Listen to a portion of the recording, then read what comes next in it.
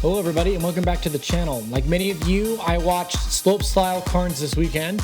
It was an absolute blast watching David Godziak finally take the top spot and beat Emilio Hansen, but was kind of wondering what happened to the riders' strike. Did they get what they want? What's going on? Have we heard anything? I just hadn't heard anything about if they had come to an agreement with Crankworx. I mean, clearly something must have happened because the event went so flawlessly. It was as like nothing had happened in Rotorua. So there was a couple things that the riders wanted specifically, and that's why they went on strike. So the first thing they wanted all events to be held in the morning when there would be better wind so that everyone could be safe. The second thing they wanted was hotels to be covered for all the athletes and alternates.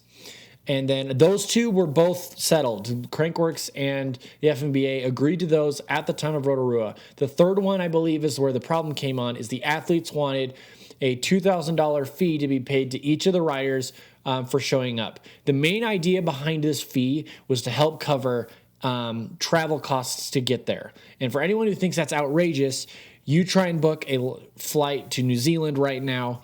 Tell me if you have that pocket change sitting around. If you do, I guess I'm impressed. I made a video covering this in March when it happened, and a couple of people said that sponsors should be covering this kind of stuff. And I just want to point out that while, yes, that is true, the bigger riders, yes, their sponsors probably cover a lot of that stuff, or they're getting paid enough that it's not a big deal. The main idea behind this rider fee is to help up-and-coming riders and alternates who just don't have the same support and funding as full-on Red Bull athletes do. These are riders that deserve to be at these things but financially can't do it. And so the rider's solution to that at least the one they brought forward, I'm not saying it's the best solution, the solution they brought forward is that Crankworx, who is inviting these riders, is helping them to get there. I did a little bit of research to kind of see what was going on, if they've come out with anything.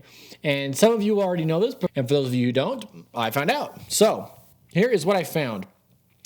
On March 12th, so this roughly would have been 2.5 weeks after Rotorua, the male riders, Crankworx, and the FMBA released a joint statement. In this statement that they released on April 12th, they committed to two things: that whatever they were going to do was going to be for both the men and the women's slopestyle athletes. It would be equal across both. And second, that they would have a better double-down focus on the future slopestyle. And I want to focus on that a lot because there's a couple different things, not only in this statement, but in other statements that the FMBA has made that will help with the future of the sport.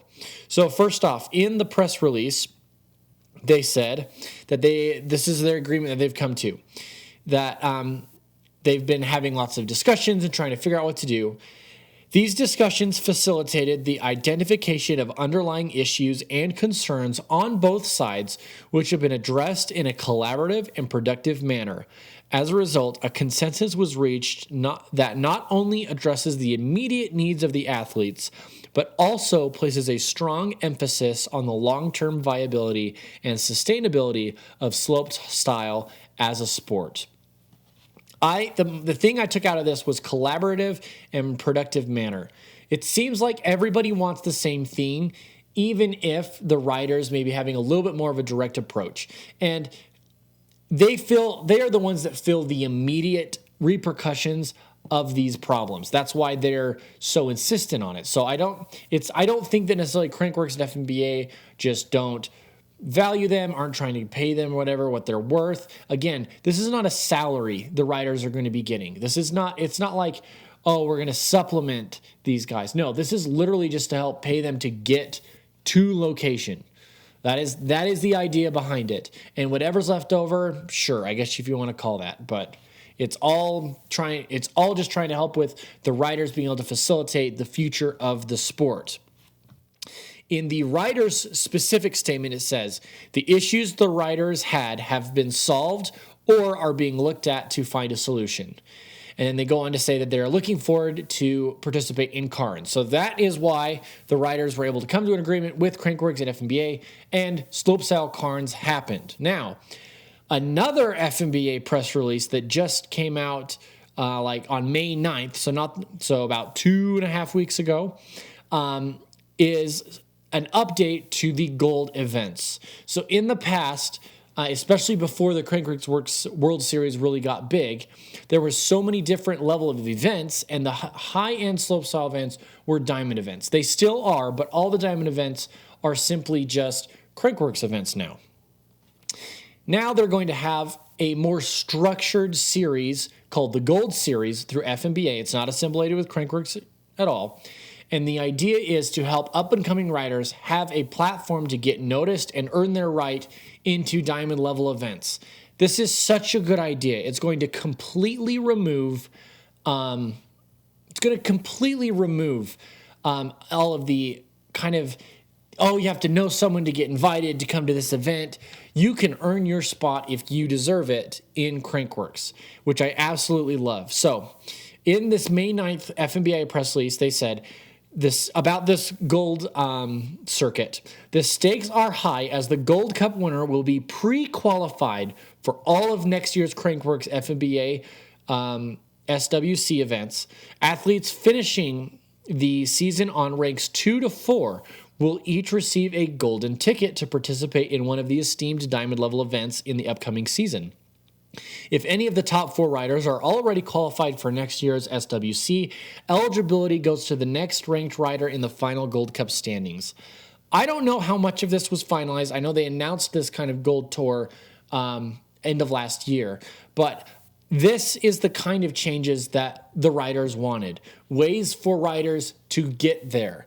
But now imagine this, okay? Now imagine, because I think 2 of the 3 gold events, if not all 3, are held in North America.